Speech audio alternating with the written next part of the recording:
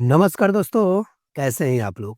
हमें उम्मीद है कि आप बेहतर होंगे और अपनी पढ़ाई में ज़ोरों-शोरों से लगे होंगे। तो दोस्त जैसा आपको मालूम है कि बिहार स्पेशल का जो सीरीज़ हम आपको चला रहे हैं, कौन-सा सीरीज़ है दोस्त? तो टॉप 2000 प्रश्नों का संग्रह लेकर आए हैं और हम आपको इस सीरीज़ में आज के इस सीरीज़ का पार्ट 10 नंबर वीडियो है, ठीक है ना? और आपको जितने भी नए व्यूअर्स हैं या जो भी वीडियो को देख रहे हैं बहुत दिनों से, उनको मालूम होगा कि प्रत्येक दिन हम एक वीडियो इस सीरीज का लेकर ही आते हैं। क्योंकि बिहार में ना बहुत सारे एग्जाम हैं और हम नहीं चाहते हैं ना कि आपका एक भी नंबर से छूटे, वो भी सिलेक्शन होने से दिक्कत हो, समझ रहे हैं ना? यानी कि एक नंबर से भी आपको नहीं छूटना चाहिए इस बार, ठीक है? इसीलिए हम आपको हर एक वीडियो में इम्पोर्टेंट इम्पोर्टेंट क्वेश्चन भी आपको लेके आ रहे हैं, ठीक है दोस्त? तो आप जो है इस वीडियो को एक बार ज़रूर देखिए। नए व्यूअर से रिक्वेस्ट है कि आप एंड तक देखिए वीडियो को। आपको हम 3 रूट में आपको कवर करवा रहे हैं क्वेश्चन। कौन-कौन सा है? ईज़ी है, मॉडरेट है और हार्ड है। यानी कि तीनों तरह से क्वेश्चन आपको प्रोवाइड किया जा रहा है ताकि आपको अनुभव हो जाए, प्रैक्टिस हो जाए और एग्ज़ाम में जब बैठिएगा तो आपको कोई भी क्वेश्चन हार्ड ना लगे। ठीक है ना दोस्त? तो चलिए हम आज के वीडियो शुरुआत करते हैं। बता देना चाहते हैं जो भी नए व्यूअर्स हैं उनको बता देना चाहते हैं कि इस वीडियो में 100% आपको एग्जाम संभावित प्रश्न ही कंप्लीट करवाया जाएगा। यानी कि एग्जाम ओरिएंटेड क्वेश्चन ही कंप्लीट करवाया जाएगा। ठीक है ना तो? और सबसे बड़ी बात क्या है कि प्रत्येक प्रश्न का ना 360 डिग्री एनालाइज़ भी करवाया जाएगा। ऐसा नहीं कि वन लाइन करवा के निकल चला जाएगा, नहीं। आपको बेहतरीन तरीके से सब क्वेश्चन के बारे में बताया जाएगा ताकि आपको सारा चीज़ नॉलेज बढ़ता जाए और कोई भी क्वेश्चन ना छूटे। ठीक है ना? किसी भी एग्ज़ाम की तैयारी करते हो बिहार का, आप एग्ज़ाम से पहले ये सीरीज़ को ज़रूर देख कर ही जाइएगा। आपको खुद मालूम चलेगा कि इसमें आपको कितना बेनिफिट हुआ। ठीक है ना दोस्त? तो चलिए हम इसको शुरुआत करते हैं और आज का जो है पार्ट 10 का पहला प्रश्न देखते हैं। ध्यान से देखिएगा, ये प्रश्न जो है 66 बीपीएससी में पूछा हुआ सवाल है, ठीक है ना? 66 बीपीएससी में पूछा हुआ सवाल है, तो इसको आप ज़रूर ध्यान से देखिएगा। और बोल रहा है कि 98 नंबर 91 नंबर सवाल है, यानी कि 91 नंबर सवाल है। सवाल क्या बोल रहा है यानी प्रश्न है कि रामविलास पासवान ने अपना राजनीतिक सफर किस राजनीतिक दल से प्रारंभ किया था? यानी कि ये रहे रामविलास पासवान, इनका बेटा कौन है? चिराग पासवान, जो कि अभी बिहार विधानसभा चुनाव में उनकी भी जो है एनडीए में जीत हुई है। ठीक है ना? तो देख सकते हैं ये पूछ रहे हैं कि कौन से पार्टी से इनका सफर हुआ था शुरू? रामविलास पासवान की बातें कर रहा है। ऑप्शन ए है जनता पार्टी से या फिर ऑप्शन बी है भारतीय लोक जन दल से या फिर ऑप्शन सी है संयुक्त सोशलिस्ट पार्टी से या फिर ऑप्शन डी है प्रजा सोशलिस्ट पार्टी से। तो बताइए दोस्त जिनको भी जानकारी है कमेंट सेक्शन में अपना जवाब देते चलिएगा और बताइएगा इन क्वेश्चंस में आप कितना प्रश्न को हल कर पाए। ईमानदारी से कीजिएगा दोस्त, क्योंकि हम आपको बतइबे किए कि तीनों तरह से क्वेश्चन करवाएँगे, ईज़ी भी रहेगा, मॉडरेट भी रहेगा और आपको हार्ड भी रहेगा। तीनों तरह से क्वेश्चन कंप्लीट करवाएँगे, ठीक है ना? तो बताइए दिस इसका सही आंसर बताइए, इसका सही आंसर क्या होगा? तो हम बताते हैं इसका सही आंसर क्या हो जाएगा? ऑप्शन सी यानी कि संयुक्त सोशलिस्ट पार्टी, यानी कि इनका सफर जब हुआ था ना, संयुक्त सोशलिस्ट पार्टी से इनकी सफर की शुरुआत हुआ था, यानी कि राजनीतिक सफर की शुरुआत हुआ था। चलिए इनके बारे में और भी एक्सप्लेनेशन देख लेते हैं आसान भाषा में और बिना समय गँवाए। तो देखिए, रामविलास पासवान लोक जनशक्ति पार्टी के संस्थापक और अध्यक्ष थे, यानी कि अभी की बात कर रहे हैं, लोजपा की बातें कर रहा है, लोक जनशक्ति। लेकिन इससे पहले वो कहाँ से शुरुआत किए थे, किस पार्टी से, उसके बारे में हम जान लेते हैं। तो देखिए, इन्होंने अपने राजनीतिक जीवन की शुरुआत संयुक्त सोशलिस्ट पार्टी से की थी। देख रहे हैं ना? संयुक्त सोशलिस्ट पार्टी से की थी। अब हम जानते हैं कि वर्ष 1969 में क्या हुआ था। तो वो वर्ष 1969 में पहली बार कांग्रेस विरोधी मोर्चा की ओर से वो संयुक्त सोशलिस्ट पार्टी से पहली बार विधानसभा सदस्य बने थे और उन्होंने 2000 में क्या किया था कि स्वयं की पार्टी यानी कि लोजपा की स्थापना किया था। समझ में आ गया ना? तो हम आपको इसी तरीके से ना सारा क्वेश्चन कंप्लीट कराते चलेंगे, तो आपको कितना अच्छा लगा होगा, समझ भी आ गया होगा, ठीक है ना? और अगर ऐसा क्वेश्चन आता है कि कब पार्टी लोजपा का बना हुआ था, कब जो है रामविलास पासवान ने अपनी राजनीतिक शुरू किया, सब आप आराम से कर सकते हैं, ठीक है? अब हम चलते हैं अगले प्रश्न पे, ठीक है ना? अगला प्रश्न जो है ये 92 नंबर सवाल है। सवाल को बस ध्यान से पढ़ते जाइएगा, आपको बिल्कुल समझ में आएगा और बेहतरीन तरीके से हल होने में दिक्कत नहीं आएगा, ठीक है? अब बोल रहा है कि 1831 ईस्वी में बुद्धो भगत के नेतृत्व में कोल विद्रोह किस क्षेत्र में हुआ था? कोल विद्रोह की बातें कर रहे हैं, किस क्षेत्र में हुआ था? ऑप्शन के हिसाब से देखिए, ऑप्शन ए कच्छ में हुआ था, या फिर ऑप्शन बी है सिंहभूम में हुआ था, या फिर ऑप्शन सी है पश्चिमी घाट में हुआ था, या फिर ऑप्शन डी है सतारा में हुआ था। तो बताइए इसका सही आंसर क्या हो जाएगा? जिनको भी जानकारी है अपना कमेंट सेक्शन में जवाब जो है देते रहिएगा, ताकि हमारा भी मोटिवेशन बना रहे और आपको भी पता चले ये कितना क्वेश्चन हमारा बन पा रहा है, ठीक है ना? तो देखिए इसका सही आंसर क्या हो जाएगा? तो इसका सही आंसर हो जाएगा सिंहभूम में हुआ था, ठीक है ना? कहाँ हुआ था? सिंहभूम में हुआ था। लेकिन चलिए हम इसको और भी बेहतरीन तरीके से समझ लेते हैं, लेकिन आप ऑनलाइन में याद रखिएगा कि 1821 में जो बुद्धो भगत के नेतृत्व में कोल विद्रोह हुआ था, वो सिंहभूम में हुआ था, यानी कि ऑप्शन बी सही आंसर हो जाएगा। अब देखिए झारखंड वाला जो एरिया है उसी के सिंहभूम वाला एरिया की बातें कर रहे हैं। तो देखिए ये कोल विद्रोह 19वीं सदी के अंत में, यानी कि 1831 में ईस्वी और 1832 ईस्वी के बीच में सिंहभूम क्षेत्र में हुआ था। इस विद्रोह का नेतृत्व कोल जनजाति के लोगों ने किया था। समझ में आया ना? कौन किया था? कोल जनजाति के लोगों ने किया था। और ये जो झारखंड वाला एरिया हो जाता है ना, इसे मानते हैं कि ये बिहार हो गया, ठीक है ना? ये समझ गए, ये बिहार हो गया, ठीक है? तो ये वाला जो एरिया है ना, ये वाला झारखंड वाला एरिया, यहीं पे ये कोल विद्रोह हुआ था, झारखंड वाला एरिया में। समझ में आ गया ना? अब हम चलते हैं आगे, यानी कि 93 नंबर सवाल पे, ठीक है ना? आज का जो 93 नंबर सवाल है क्या बोल रहा है, ध्यान से समझिएगा। ये तो समझिए कि वीवीआई क्वेश्चन है। हम पिछले प्रश्न पे या पिछले वीडियो में आपको ये क्वेश्चन कंप्लीट करवाए थे, ठीक है ना? क्वेश्चन पूछने का तरीका उसका अलग था, इसमें डायरेक्टली पूछ दिया है। क्वेश्चन पूछ रहा है कि बिहार में 1857 के विद्रोह का नेतृत्व किसने किया था? ऑप्शन ए है नाना साहब ने किया था, या फिर ऑप्शन बी है तात्या टोपे ने किया था, या फिर ऑप्शन सी है वीर कुंवर सिंह ने किया था, या फिर ऑप्शन डी है मौलवी अब्दुल्ला ने किया था। बताइए इसका सही आंसर क्या हो जाएगा? बताइए इसका सही आंसर क्या होगा? तो देखिए दोस्तों, इसका सही आंसर हो जाएगा ऑप्शन सी, यानी कि वीर कुंवर सिंह ने किया था। वीर कुंवर सिंह आपको तो जानते ही होंगे, ये बिहार के आरा जिला के जगदीशपुर से रहने वाले थे, और इन्होंने 1857 की क्रांति में काफी महत्वपूर्ण भूमिका निभाया था। समझ में आ गया ना? तो चलिए इसका सही आंसर क्या हो जाएगा? ऑप्शन सी, यानी कि वीर कुंवर सिंह। चलिए इसका एक्सप्लेनेशन भी देख लेते हैं, बिना एक्सप्लेनेशन बताए हुए हम थोड़ा ना जाते हैं। तो देखिए ये 1857 के विद्रोह का नेतृत्व बिहार में वीर कुंवर सिंह, यानी कि कुंवर सिंह द्वारा किया गया था। साथ ही साथ क्या हुआ था कि देखिए इस विद्रोह की शुरुआत 10 मई 1857 को मेरठ से हुई थी, ठीक है? इस विद्रोह का नेतृत्व जो ना दिल्ली में बख्त खान ने किया था, और वहीं पे बात करें लखनऊ में कौन किया था, तो बेगम हजरत महल ने किया था। ये क्वेश्चन बार बार पूछता है दोस्त कि कहाँ से कौन किया था, पूछ देता है कि लखनऊ से किसने किया था, तो क्या बोलिएगा? बेगम हजरत महल ने किया था, ठीक है ना? पूछ देता है 1857 की क्रांति में दिल्ली से नेतृत्व कौन किया था, तो आप आराम से बोलिएगा बख्त खान ने किया था। समझ में आ गया ना? पूछ देगा कि झांसी से कौन किया था, तब बताइएगा रानी लक्ष्मीबाई ने किया था। और तथा वहीं पर पूछे कि कानपुर से कौन किया था, तो नाना साहब ने किया था। ये चारों पांचों जितना बताया गया इसको आप जरूर ध्यान में रखिएगा, बार बार ये क्वेश्चन पूछता है, ठीक है ना? तो झांसी से रानी लक्ष्मीबाई ने किया था, और कानपुर से नाना साहब ने किया था, ठीक है ना? हमें उम्मीद है कि आपको क्वेश्चन बेहतरीन तरीके से समझ में आ रहा होगा, ठीक है ना? अगर दिल से समझ में आ रहा है दोस्त, तो आप समझ रहे हैं ना, दिल से आप लाइक कीजिए दोस्त, ठीक है ना? क्योंकि देखिए आप लाइक नहीं करते हैं ना, तो फिर हमारा मोटिवेशन जो है गायब होने लगता है। तो आप जो है वीडियो को लाइक ज़रूर करते जाइए, क्योंकि लाइक से हमारा मोटिवेशन और भी इम्प्रूव होता है। समझ में आ गया? और सब्सक्राइब तो भाई बिना किए हुए जाना ही नहीं है, ठीक है ना दोस्त?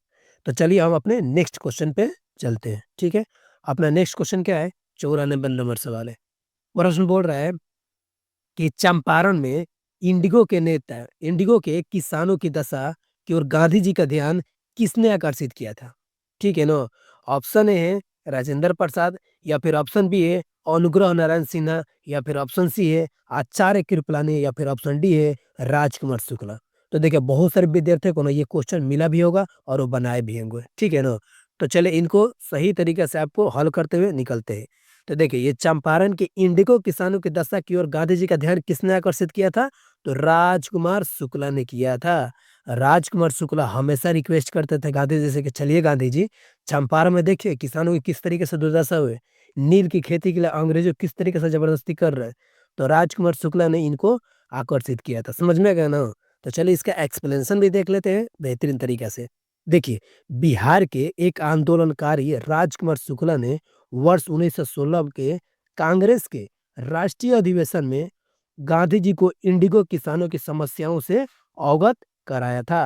और उसके बाद क्या होता है कि गांधी जी राजेंद्र प्रसाद, ब्रज किशोर, मजहरूल हक, महादेव देसाई, जेपी कृपलानी के साथ मामले की जांच के लिए कहाँ पहुंचे थे? चंपारण पहुंचे थे तथा अंग्रेजों से सरकार के विरुद्ध चंपारण सत्याग्रह प्रारंभ किए थे।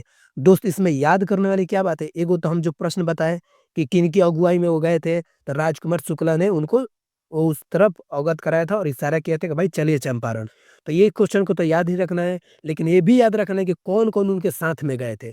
ठीक है ना? जैसे कि राजेंद्र प्रसाद भी गए थे, ब्रज किशोर जी थे, मजरूल हक भी थे, महादेव देसाई, जेपी कृपलानी, सभी लोग गए थे। इसको आप जरूर याद रखें। पूछ देते हैं कि इनमें से कौन नहीं गए थे। समझ में आ गया ना? ये क्वेश्चन बार बार ऐसे करके पूछता है। तो इन सबको आप बारीकी से ध्यान से एक दो बार वीडियो देखिएगा, समझ में आ जाएगा। ठीक है ना? अब हम चलते हैं अगले प्रश्न पे। ठीक है दोस्त, चलिए अगले प्रश्न पर चलते हैं। अगला प्रश्न बोल रहा है, 95 नंबर सवाल है। ठीक है ना? बोल रहा है कि प्राचीन महाजनपद मगध की प्रथम राजधानी कौन सी थी? यानी कि प्रथम राजधानी पूछ रहा है, वही प्राचीन की बातें कर रहा है। तो ऑप्शन ए है, यानी कि हो जाएगा पाटलिपुत्र हो जाएगा, या फिर ऑप्शन बी वैशाली हो जाएगा, या फिर ऑप्शन सी चंपा हो जाएगा, या फिर ऑप्शन डी राजगिरी हो जाएगा। तो बताइए इसका सही आंसर क्या हो जाएगा? बहुत सारे स्टूडेंट को मालूम भी होगा, और कमेंट सेक्शन में दोस्त अपना बताते चलिएगा। अगर वीडियो से संबंधित कोई भी अपनी राय हो तो आप जरूर रखिएगा। आप हमारे लिए परिवार हैं, और परिवार का काम होता है कि जो भी गलत सही हो आप कमेंट सेक्शन में जरूर बताइए। ठीक है ना दोस्त? तो चलिए इसका सही आंसर क्या हो जाएगा? तो राजगिरी हो जाएगा। ठीक है ना? राजगिरी हो जाएगा। अगर वीडियो सच में अच्छा लगता हो ना दोस्त, तो लाइक और सब्सक्राइब जरूर कीजिएगा दोस्त। ठीक है ना? इससे आप हमारा एक मनोबल बढ़ाते हैं। ठीक है ना दोस्त? तो इसका सही आंसर हो जाएगा राजगिरी। यानी कि प्राचीन महाजनपद में मगध की प्रथम राजधानी कौन सी थी? तो राजगिरी थी। ठीक है ना? चलिए इसका एक्सप्लेनेशन देख लेते हैं। तो देखिए ये छोटा सा एक्सप्लेनेशन है, क्योंकि ये क्वेश्चन जो है उतना ये नहीं है, समझ लीजिए। मगध की प्रथम राजधानी कौन सी थी? राजगिरी थी। यह प्राचीन भारत के 16 महाजनपदों में से एक था। यानी कि 16 महाजनपदों में से मगध जो था उसकी राजधानी राजगिरी थी। और मगध जो था ना जनपद, ये सबसे ज्यादा शक्तिशाली था पूरे 16 महाजनपदों में। बिहार में आप कमेंट सेक्शन में बताइएगा बिहार में कितने महाजनपद शासन किया करते थे। ठीक है ना दोस्त? अब हम चलते हैं अगले प्रश्न पे। अगला प्रश्न जो है 96 नंबर सवाल है। 96 नंबर सवाल है। ठीक है ना दोस्त? बोल रहा है कि स्वामी शाहजानंद बोल रहा है कि स्वामी शाहजानंद निम्न में से किससे संबंधित है? ऑप्शन ए है बिहार में जनजातीय आंदोलन से थे, या फिर ऑप्शन बी है बिहार में मजदूर आंदोलन से थे, या फिर ऑप्शन सी है कि बिहार में किसान आंदोलन से थे, या फिर ऑप्शन डी है बिहार में जातीय आंदोलन से थे। तो बताइए इसका सही आंसर क्या हो जाएगा? ठीक है ना? तो देखिए इसका सही आंसर क्या हो जाएगा? तो इसका सही आंसर हो जाएगा ऑप्शन सी, यानी कि बिहार में किसान आंदोलन से थे। स्वामी साधनानंद जी जो है बिहार में किसान आंदोलन से संबंधित रखते थे। किसानों के लिए इन्होंने बहुत सारे सत्याग्रह भी किया था, और बहुत सारे उनका उत्थान में काफी योगदान भी दिए थे स्वामी शाहजानंद जी ने। ठीक है ना? चलिए हम इसका एक्सप्लेनेशन भी देख लेते हैं, ताकि आपको बेहतरीन तरीके से समझ में आ जाए। ठीक है ना? तो देखिए क्या बोल रहा है? बोल रहा है कि स्वामी शाहजानंद ने स्वतंत्रता संग्राम सेनानी होने के साथ साथ किसान आंदोलन के जनक भी माना जाता है। ठीक है ना? किनको? स्वामी शाहजानंद जी को। ठीक है? उन्होंने 1929 में बिहार प्रांतीय किसान सभा का गठन किया था। किसका किया था? 1929 में बिहार प्रांतीय किसान सभा का गठन किया था। याद रखिएगा, इसको आप जरूर ध्यान में रखिएगा। ये क्वेश्चन बार बार पूछता है कि बिहार में प्रांतीय किसान सभा का गठन किसने किया था? तो स्वामी शाहजानंद ने किया था। कब किया था? तो 1929 में किया था। ठीक है ना दोस्त? उसके बाद से इसके अतिरिक्त भी उन्होंने क्या किया था? तो वर्ष 1936 में अन्य किसानों नेताओं के साथ मिलके अखिल भारतीय किसान सभा का गठन भी किया था। ठीक है ना? 1936 में अखिल भारतीय किसान सभा का गठन किसने किया था? स्वामी शाहजानंद ने किया था। और 1929 में क्या किए थे? बिहार प्रांतीय किसान सभा का गठन किए थे। समझ में आ गया ना दोस्त? इसी तरीके से आपको सारा का सारा क्वेश्चन और सीरीज में जितने भी क्वेश्चन कंप्लीट करवाएंगे, बिल्कुल आसान भाषा में कंप्लीट करवाएंगे। ठीक है ना दोस्त? अगर वीडियो सच में अच्छा लगता होगा ना, तो अपना जो है राय कमेंट्स बॉक्स में जरूर रखिएगा, और लाइक और सब्सक्राइब जरूर करते जाइएगा। ठीक है ना? आपके लिए बहुत मेहनत करके ना हम वीडियो लेकर आते हैं, ताकि आपको सिलेक्शन में कभी भी दिक्कत ना हो। ठीक है दोस्त? अब हम चलते हैं अगले प्रश्न पे। अगला प्रश्न जो है 97 नंबर सवाल है। 97 नंबर सवाल ध्यान से देखिएगा। बोल रहा है कि निम्न में से कौन सा भारत में गांधी जी का प्रथम सत्याग्रह आंदोलन था, जिनमें उन्होंने सविज्ञ अवज्ञा का प्रयोग किया था? ऑप्शन ए है चंपारण, या फिर ऑप्शन बी है खेड़ा, या फिर ऑप्शन सी है अहमदाबाद, या फिर ऑप्शन डी है रॉलेट सत्याग्रह। बताइए इसका सही आंसर क्या हो जाएगा? तो इसका सही आंसर हो जाएगा दोस्त चंपारण सत्याग्रह। आपको तो मालूम होगा, इनको बोला जाता है चंपारण सत्याग्रह। इनको आप चंपारण सत्याग्रह बोलिए या फिर सविज्ञ अवज्ञा आंदोलन बोलिए, ठीक है ना? सत्याग्रह ही बोल सकते हैं। तो चलिए इसका सही आंसर देख लेते हैं और सही आंसर का साथ साथ एक्सप्लेनेशन भी देख लेते हैं। तो देखिए, ये जो था बिहार में चंपारण में नील किसानों की समस्याओं को लेकर गांधी जी ने वर्ष 1917 में किया गया सत्याग्रह प्रथम सविनय अवज्ञा सत्याग्रह था। इसे चंपारण सत्याग्रह भी कहा जाता है। याद रखिएगा, 1917 में चंपारण सत्याग्रह भी इसको कहा जाता है, साथ में साथ सविज्ञ अवज्ञा सत्याग्रह भी कहा जाता है, ठीक है ना? और अंततः यानी कि अंततः गांधी जी और सरकार के बीच क्या हुआ था? तीन पद्धति की समाप्ति तथा गोरे बागानों मालिकों को द्वारा अवैध वसूली का 25% हिस्सा किसानों को दिए जाने पर समझौता किया गया था। समझ गए ना? तो ये कहानी जो है चंपारण सत्याग्रह से संबंधित है। समझ में आ गया? अब हम चलते हैं अगले प्रश्न पे दोस्त, ठीक है ना? बिल्कुल आसान भाषा में समझाया जाएगा, इसको आप जरूर ध्यान से देखिए। ये प्रश्न काफी इंपॉर्टेंट है, देख रहे हैं ना? हम आपको बोले हैं ना दोस्त, 3 तरीके से आपको सवाल कंप्लीट करवाएंगे। कौन कौन? एक हो जाएगा आपका इजी हो जाएगा, एक हो जाएगा आपको मॉडरेट हो जाएगा, एक हो जाएगा आपको हार्ड हो जाएगा, ठीक है ना?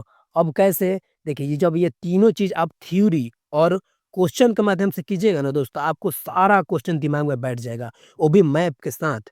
ताकि आपको जब क्वेश्चन सामने आएगा ना, तो इजी होगा तो भी बनाइएगा, मॉडरेट होगा तो भी बनाएगा, और हार्ड होगा तो वो तो बिना छोड़ के ही नहीं आना है। समझ में आ गया ना? क्योंकि रिजल्ट तो इसी में सबसे ज्यादा बनता है, ठीक है ना?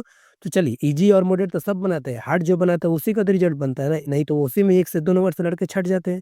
लेकिन हमारा सफलता एकेडमी हमेशा आपके साथ रहेगा, ठीक है दोस्त? चलते हैं 98 नंबर सवाल देखते हैं। सवाल बोल रहा है कि बिहार में प्रवाहित होने वाली निम्न नदियों में उत्तर की ओर प्रवाहित होने वाली कौन सी नदी है? उत्तर की ओर प्रवाहित होने वाली नदी कौन सी है? ध्यान से क्वेश्चन को पढ़िएगा, ठीक है ना? ऑप्शन ए है बागमती, या फिर ऑप्शन बी है कमला, या फिर ऑप्शन सी है कोसी, या फिर ऑप्शन डी है गंडक, या फिर ऑप्शन ई भी इसमें इंक्लूड किए हैं, ताकि आपको क्वेश्चन को देखने समझने में काफी मतलब प्रैक्टिस हो जाए। समझ में आ गया ना? तो देखिए, ये ई नंबर बोल रहा है उपयुक्त में से कोई नहीं, या फिर उपयुक्त में एक से अधिक। तो क्वेश्चन को बारीकी से समझिएगा दोस्त, क्वेश्चन काफी इंपोर्टेंट है और थोड़ा सा हार्ड हो सकता है, ठीक है? तो देखिए, इसका सही आंसर क्या हो जाएगा? तो इसका सही आंसर हो जाएगा ई, यानी कि उपयुक्त में से कोई नहीं, या फिर उपयुक्त में से एक से अधिक। तो मानिए उपयुक्त में से कोई नहीं है क्या? इसको देखिए, हम आपको चलिए एक्सप्लेनेशन भी कर देते हैं और मैप के माध्यम से भी समझाते हैं। ध्यान से देखिएगा। देखिए, ये क्या हो जाएगा कि उपयुक्त में से कोई भी नदी जो है दक्षिण से उत्तर की ओर प्रवाहित नहीं होती है।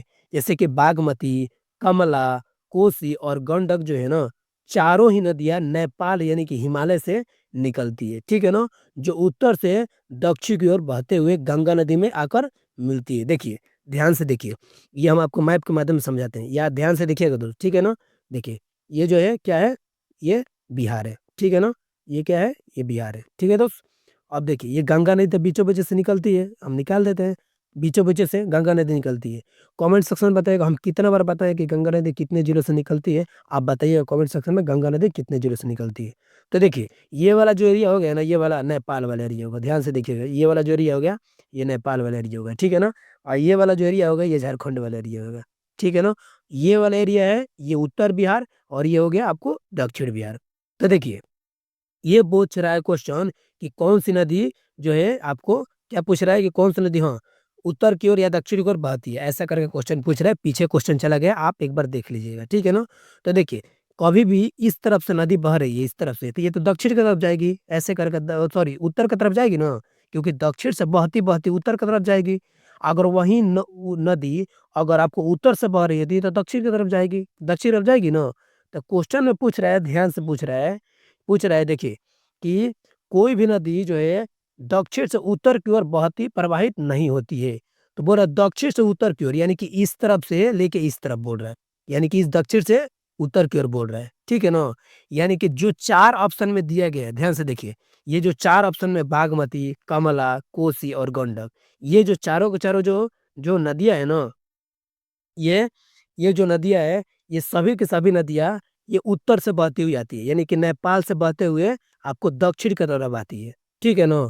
यानी कि जैसे कि ये बिहार बतेबे कि आपको उधर भी बिहार बताया, ये देखिए ये सपोज दैट ये बिहार है, ठीक है ना? ये बिहार है, ठीक है? तो देखिए ये बीच से निकल गया, ये गंगा नदी, और देखिए इधर से जो नदियाँ आ रही है ना, इधर से नदियाँ, ये चारों के चारों जो नदियाँ है, ये आ रही है हिमालय वाले एरिया से आ रही है। तो ये कहाँ जा रही है? ये दक्षिण की तरफ जा रही है। ये कहाँ जा रही है? दक्षिण, माने यहाँ तक तो नहीं आ रही है, गंगा नदी में आके मिल जाती है, यहीं तक आती है, यहीं तक, और गंगा नदी में आके मिल जाती है, और यही तो बाढ़ का कारण बनती है। कोसी नदी, खासकर ये वाली कोसी नदी, ये तो सबसे बड़ा बाढ़ का कारण बनती है। तो ऐसे क्वेश्चन को जरूर ध्यान में रखते हैं। ये चारों को चारों नदियाँ ना उत्तर से बहते हुए दक्षिण की तरफ आ रही है, यानी कि गंगा नदी में आके मिल जा रही है। इसीलिए इसमें से कोई ऐसी नदी नहीं है जो कि दक्षिण से बहते हुए उत्तर की तरफ जा रही है। इसीलिए इसका सही आंसर उत्तर क्या हो जाएगा? उपयुक्त में से कोई नहीं। समझ में आ गया ना? तो वही जो है थ्योरी के माध्यम से भी हम बताए हुए हैं। समझ में आ गया ना? अब थ्योरी ध्यान से पढ़िएगा, ठीक है ना? कहाँ से तो पढ़े थे कि देखिए कोई भी नदी जो है ना दक्षिण से उत्तर की ओर प्रवाहित नहीं होती है। जैसे बागमती, कमला, कोसी और गंडक चारों ही नदियां नेपाल के हिमालय से निकलती है, जो कि उत्तर से दक्षिण की ओर बहते हुए गंगा नदी में आकर मिलती है, जो कि आपको मैप के माध्यम से हमको बता भी दी है कि नहीं। कोसी को बिहार की शोक नदी कहा जाता है। क्यों शोक नदी कहा जाता है? कि कोसी नदी काफी ज्यादा बाढ़ लेकर आती है कि नहीं? कहा जाता है बिहार में उत्तर की ओर प्रवाहित होने वाली नदी, देखिए इधर बहने वाली नदी, उत्तर की ओर बहने वाली नदी कौन-कौन सी है? सोन भी है, पुनपुन है, फल्गु भी है और अजय भी है। बहुत सारी नदियाँ आपको मिलेगी इस साइड में। समझ में आएगा ना? 8 से 9 नदियाँ इधर भी मिलेगी आपको। ठीक है? तो आप समझ सकते हैं कि आपको मैप के माध्यम से हम सारा चीज़ आपको बेहतरीन तरीके से थ्योरी, मैप, क्वेश्चन के माध्यम से सारा क्वेश्चन कंप्लीट करवा रहे हैं। उसके बाद भी किसी भी प्रकार का अगर दिक्कत लग रहा हो वीडियो में, कहीं आपको लग रहा हो कि सर यहाँ पे दिक्कत है, या जहाँ भी दिक्कत लग रहा है, आप कमेंट सेक्शन में ज़रूर अपनी राय रखिएगा। ठीक है ना दोस्त? अब हम चलते हैं अगले सवाल पे, 99 नंबर सवाल पे। सवाल बोल रहा है कि खनिज और जिले के निम्न जोड़ों में से कौन-सा जोड़ा सही है? यानी कि जो खनिज है कौन से जिले में कौन पाया जाता है? ऑप्शन ए लाइमस्टोन कैमूर में पाया जाता है, या फिर माइका जो है भागलपुर में पाया जाता है, या फिर ऑप्शन सी यानी कि क्वार्टरजाइट मधुबनी में पाया जाता है, या फिर ऑप्शन डी लेड जिंक गया में पाया जाता है। बताइए सही जोड़ा कौन-सा है? ठीक है ना? तो देखिए इसका सही जोड़ा कौन-सा हो जाएगा? ऑप्शन ए यानी कि लाइमस्टोन यानी कि कैमूर में पाया जाता है। ठीक है ना? लाइमस्टोन जो है कैमूर में पाया जाता है। कैमूर बोल दीजिए, चाहे रोहतास वाला एरिया जो हो गया, वहाँ पाया जाता है। ठीक है ना? देखिए भागलपुर, माइका, मधुबनी ये थोड़ा-सा गलत है। क्यों? क्योंकि देखिए सही सूरत नहीं है। ये भागलपुर में आपको सिल्क सिटी के नाम से जाना जाता है। मधुबनी जो रेल इंजन के लिए प्रसिद्ध है, आपको मालूम ही है कि नहीं? तो चलिए इसका एक्सप्लेनेशन भी देख लेते हैं। इसका एक्सप्लेनेशन छोटा-सा मैं बताइएगा। देखिए, लाइमस्टोन जो है कैमूर है, यानी कि रोहतास और कैमूर के पठारों से प्राप्त होता है। हम एक बार और मैप बना के बता देते हैं। ये देखिए ये मैप है, ठीक है ना? ये मैप है। ठीक है ना? ये मैप है, ठीक है? तो देखिए ये जो आपको मालूम है ये कैमूर और रोहतास वाला एरिया है, कैमूर और रोहतास वाला एरिया है, और ये वाला एरिया जो है झारखंड वाला एरिया है। तो आपको मालूम है कि ये जो है पहाड़ी वाला एरिया है, इसीलिए यहाँ पर जो है आपको बहुत ज़्यादा लाइमस्टोन यानी कि चूना पत्थर जो है आपको बहुत सारा देखने को मिलेगा, कैमूर और रोहतास वाला एरिया में। समझ में आ गया? अब हम चलते हैं अगले प्रश्न के, और आज का जो है आखिरी नंबर सवाल है, और आप बताइए कमेंट सेक्शन में आपने कितना सवाल सही किया है, ठीक है ना? तो देखिए बोल रहा है कि उद्योग और स्थान के निम्न जोड़ों में कौन-सा जोड़ा सही नहीं है? देखिए, जब भी आपको एग्ज़ाम में नहीं बोले, इसको आपको गोल कर देना है और हाइलाइट करके गोल करना है, ताकि आपको दिमाग में रहे और आँखों पे झलकता रहे कि ये पूछ रहा है क्वेश्चन में नहीं है। नहीं तो बहुत सारे स्टूडेंट ना यहीं पे गलती कर देते हैं। तो उद्योग और स्थल के निम्न जोड़े में कौन-सा जोड़ा सही नहीं है? ऑप्शन ए है ऑयल रिफाइनरी बरौनी में है, या फिर ऑप्शन बी है सीमेंट जो है बंजारी में है, या फिर सी जो है बोल रहा है ऑप्शन सी फर्टिलाइज़र जो है भैराही में है, या फिर ऑप्शन डी रेल डिब्बा अभियांत्रिकी कहाँ है? भागलपुर में है। तो बताइए इसका सही आंसर क्या हो जाएगा? ठीक है ना? जितना जल्दी हो सके इसका सही आंसर आप बताते चले गए। आज का जो वीडियो का आखिरी क्वेश्चन है, ठीक है ना? तो देखिए इसका सही आंसर हो जाएगा ये ऑयल रिफाइनरी बरौनी में है, ठीक है ना? देखिए ऑयल जो रिफाइनरी है ये कहाँ पर है? बरौनी में है, याद रखिएगा, ठीक है ना? जो सॉरी ये जोड़ा नहीं, नहीं, सॉरी दोस्त ये नहीं बोल रहे, देखो हमको भी दिक्कत होगी, इसी तरीके से आपको भी दिक्कत हो है, ठीक है ना? इसका सही आंसर देख लेते हैं। इसका सही आंसर देखिए, ये ऑप्शन डी ध्यान से रखिएगा इसको। सही आंसर क्या हो जाएगा? ऑप्शन डी यानी कि रेल डिब्बा और अभियांत्रिक भागलपुर। देखिए ये जो है ना, ये नहीं है। क्यों नहीं है? तो देखिए ये जो रेल भागलपुर में आपको पता ही है क्या होता है, आपको कपड़ा जिसको बोला जाता है कि सिल्क सिटी बोला जाता है, भागलपुर को क्या बोला जाता है, सिल्क सिटी। यहाँ पर रेशम के कपड़े बहुत ज्यादा उत्पादन किए जाते हैं, ठीक है ना, इसीलिए इसको बोला जाता है सिल्क सिटी। और यहीं पर बात करें रेल डिब आपको पता ही है कहाँ पर बनता है आपको, तो ये बनता है आपको मधुबनी में बनता है, ठीक है ना, ये मधुबनी में बनता है।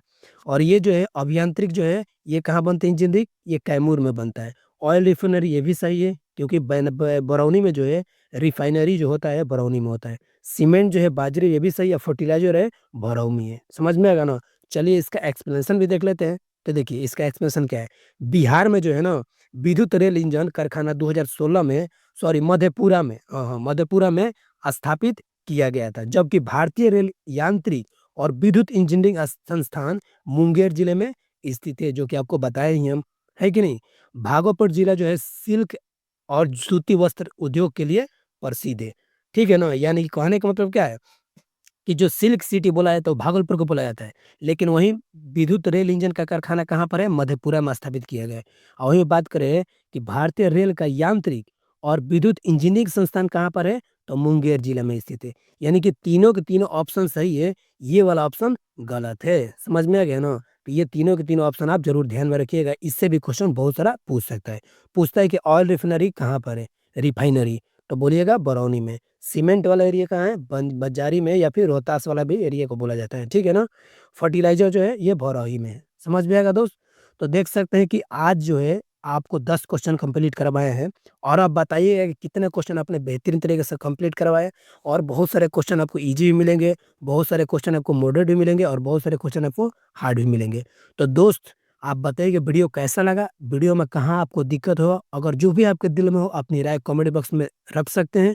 हम उस कमेंट बॉक्स को देखेंगे, आपकी राय को साझा करेंगे, और बेहतरीन तरीके से अगले वीडियो में हम लेकर आएंगे, और एक बेहतरीन शानदार वीडियो के साथ आपको फिर से लेकर आएंगे, ठीक है ना दोस्त। तो चलिए वीडियो देखने के लिए बहुत बहुत धन्यवाद। अगर वीडियो सच में अच्छा लगा होगा ना दोस्त, तो एक वीडियो को लाइक और सब्सक्राइब जरूर कर दीजिएगा, ठीक है ना। चलिए फिर लेकर आते हैं एक नए वीडियो के साथ।